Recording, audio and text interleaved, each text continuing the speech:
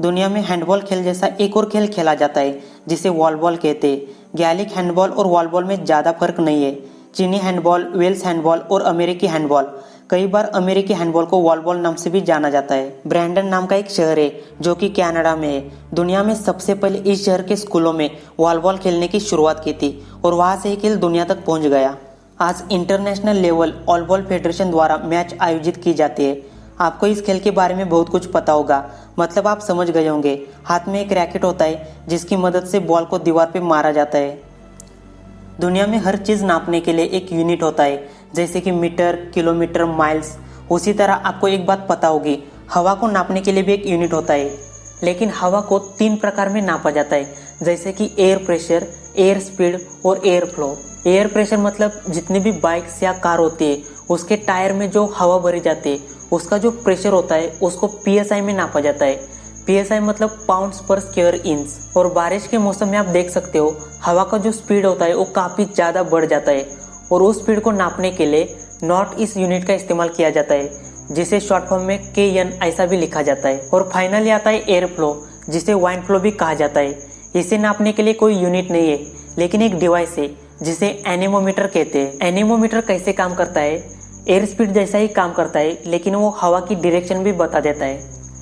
पंछियों में बाज किस तरह शिकार करता है ये आपको पता है। आपने बाज की हंटिंग के वीडियो जरूर देखे होंगे।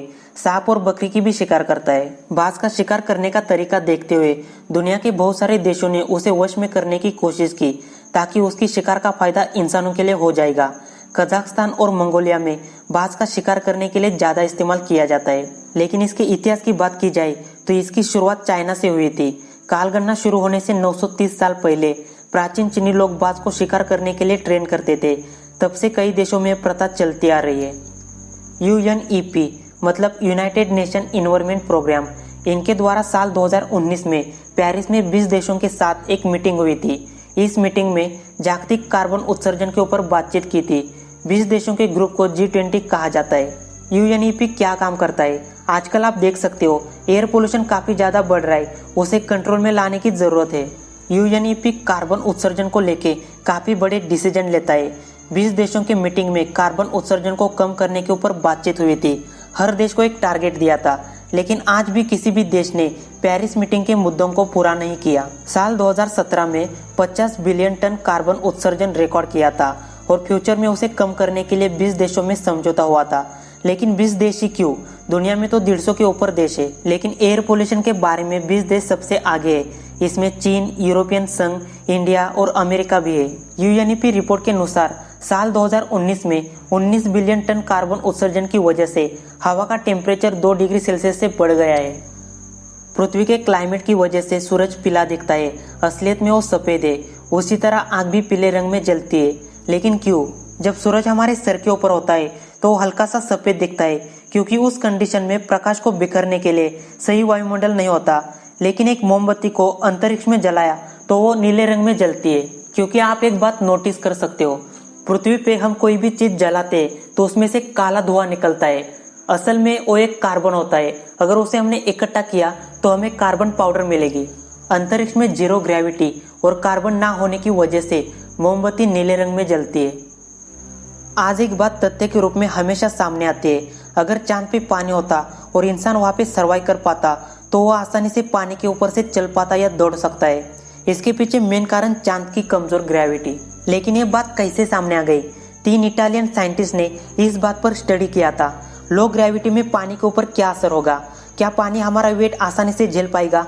इस बात के ऊपर एक एक्सपेरिमेंट किया गया था।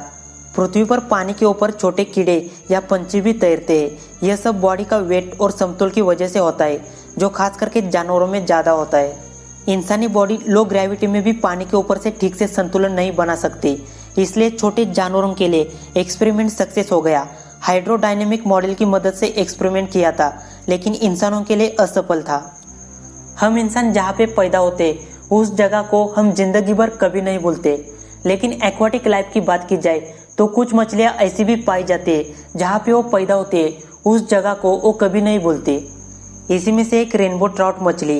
ये मछली जहाँ पे अंडे देती है और उस अंडे से जब छोटी मछलियाँ बाहर निकलती है, जब वो बड़ी हो जाती है और उनका अंडे देने का समय आता है तो मछली वापस उसी जगह पे जाती है जहाँ पे वो पैदा हुई थी। Rainbow trout always end up returning to their birth place. इस मछली के बारे में एक और इम्पोर्टेंट बात, इसकी खेती भी की जाती है। खेती करना मतलब आप समझ गए होंगे, मछली को पाल के उसे बड़ा करके फिर से उसे मार्केट में बेचा जाता है। साल 1870 में अमेरिका में सबसे पहले इस मछली की खेती की थी। भारत के हिमालय के एरिया में ये मछली पाई जाती है, लेकिन इसकी शिकार नहीं की जाती। वहाँ की सरकार की स्पेशल परमिशन लेनी पड़ती है इस मछली को देखने के लिए, लेकिन आप शिकार नहीं कर सकते।